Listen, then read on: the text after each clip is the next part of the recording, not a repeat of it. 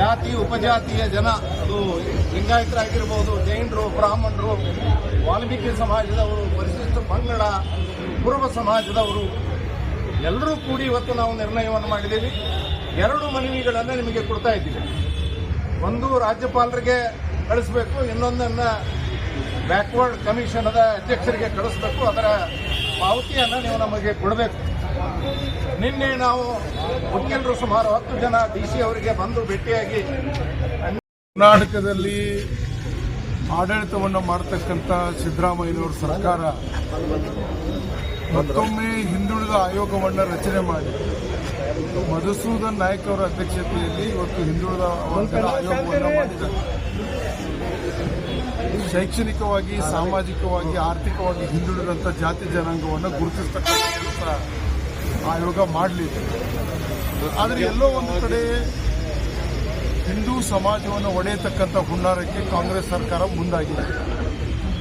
ನೀವು ಅವರು ಬಿಡುಗಡೆ ಮಾಡಿರ್ತಕ್ಕಂಥ ಕೈಪಿಡಿಯನ್ನು ತಾವು ನೋಡಿದಾಗ ಹಿಂದೂ ಸಮಾಜದಲ್ಲಿರ್ತಕ್ಕಂಥ ಜಾತಿಗಳ ಹಿಂದೆ ಕ್ರಿಶ್ಚಿಯನ್ ಪದವಿಯನ್ನು ಬಳಸ್ತಕ್ಕಂಥ, ಕ್ರಿಶ್ಚಿಯನ್ ಹೆಸರನ್ನು ಬಳಸ್ತಕ್ಕಂಥ ಕೆಲಸವನ್ನು ಕಾಂಗ್ರೆಸ್ಸಿನ ಸರ್ಕಾರ ಮತ್ತು ಹಿಂದುಳಿದ ಆಯೋಗ ಮಾಡಿದೆ. ಬೆಳಗಾವಿಯ ಹಿಂದೂ ಜಾಗರಣ ಸಮಿತಿಯ ಸರ್ವ ಸದಸ್ಯರು, ಬೆಳಗಾವಿ ನಗರ ಗ್ರಾಮೀಣ ಪ್ರದೇಶದ ಬಂದಿರತಕ್ಕಂಥ ಹಿಂದೂ ಸಮಾಜದ ಬಾಂಧವರು ಹಿಂದೂ ಜಾಗರಣ ವೇದಿಕೆ ವತಿಯಿಂದ ಇದನ್ನು ಖಂಡಿಸ್ತೀವಿ. ಇವತ್ತು ಸರ್ಕಾರ ಹಿಂದೂ ಸಮಾಜವನ್ನು ಒಡೆಯತಕ್ಕಂಥ ವಿಚಾರವನ್ನು ಇಲ್ಲೇ ಕೈ ಬಿಡಬೇಕು. 22ರಿಂದ ಪ್ರಾರಂಭವಾಗಿರ್ತಕ್ಕಂಥ ಈ ಜಾತಿ ಗಣತಿಯನ್ನು ಕೂಡಲೇ ತಡೆ ಹಿಡಿಯಬೇಕು.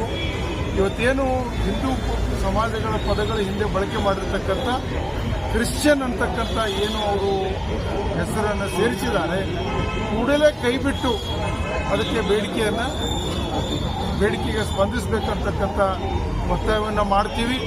ಇವತ್ತು ಜಿಲ್ಲಾಧಿಕಾರಿಗಳ ಮುಖಾಂತರ ಮನವಿಯನ್ನು ಸಲ್ಲಿಸ್ತಾ ಇದ್ದೀವಿ. ಒಂದು ವೇಳೆ ಸರ್ಕಾರ ಇದಕ್ಕೆ ಸ್ಪಂದಿಸದೇ ಇದ್ದರೆ ನಾವು ನೇರವಾಗಿ ಆಯೋಗದ ಅಧ್ಯಕ್ಷರಿಗೆ ಭೇಟಿಯಾಗ್ತೀವಿ. ಇದಾದ ನಂತರ ಗವರ್ನರ್ ಅವರಿಗೆ, ರಾಜ್ಯಪಾಲರಿಗೆ ಭೇಟಿಯಾಗ್ತಕ್ಕಂಥ ಕಾರ್ಯಕ್ರಮ ಇದೆ.